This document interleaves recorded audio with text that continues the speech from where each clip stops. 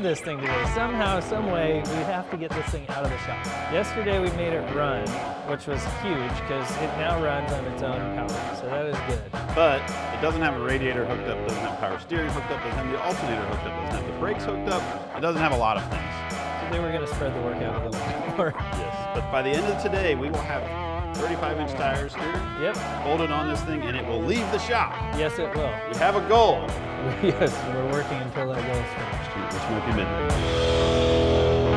It's time to do drive shafts. With the leaf springs and the shackle on the back, the drive shaft actually gets shorter as it goes to full droop, and then longer as it goes to full compression. We're going to use a CV drive shaft, which means the pinion actually points right at the output of the transfer case.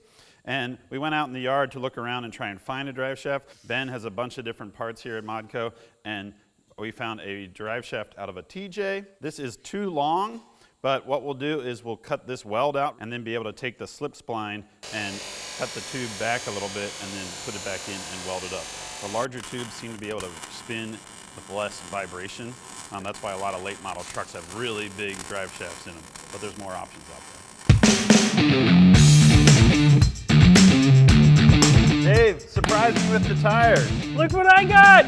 Boggers! Boggers and chrome steelies. Boggers is exactly the perfect tire for an AMG pacer. Yeah, check these things out. They're 35, 14, 50, 15. We got some chrome wagon spokes. This thing's gonna be rad. We found out that the Pacer, like part of why they were cool back in the days, because they were so wide and stable. So it turns out they're like wider than a Cherokee, and we're using Cherokee axles. So that means we get to go back to one of our favorite things to use, wheel spacers. Lame. But if you're going to use wheel spacers, get the ones from Spider Tracks. They're awesome. They're made in America. They're pretty beefy. They come with Loctite, lug nuts, just about everything. So we think these will fit. We're going to end up trimming a little bit here and a little bit there, but I'm pretty sure it'll work. They'll probably rub in there a little bit. We're probably just going to have all sorts of fun with this one. The tires look good, though. Looking good is half the battle. Right. We need all the help we can get. Looking good.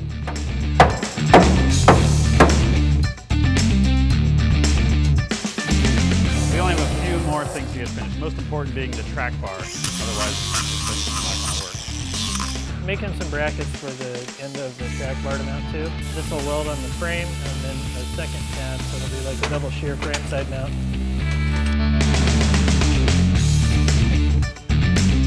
After that, it could use some exhaust, but it doesn't need it. We need to put the air cleaner on. Coolant hoses all need hooked up, and it needs a shifter. The shifter is going to have to go up underneath the dash. And we'll put the seats back in. Bolt the front tires on, and we're going to go full wheel. We're going to drive this thing out of the shop tonight. I think we've almost got a running driving Pacer 4x4, and it looks great. It's lower than I expected, it's grosser than I expected, none of the fab work is as good as I was hoping for. Horn works. But we did this thing. Let's fire it up. Let's see if it squirts power steering fluid and brake fluid everywhere, and then button it up and get out of here. It smells like cat pee in here. It always does. I like the rear wiper. It's like, no matter what, the rear wiper is gonna be on and the tail lights are gonna be on. Let's see if I can turn that off. Now it'll never come off because I just broke the knob off.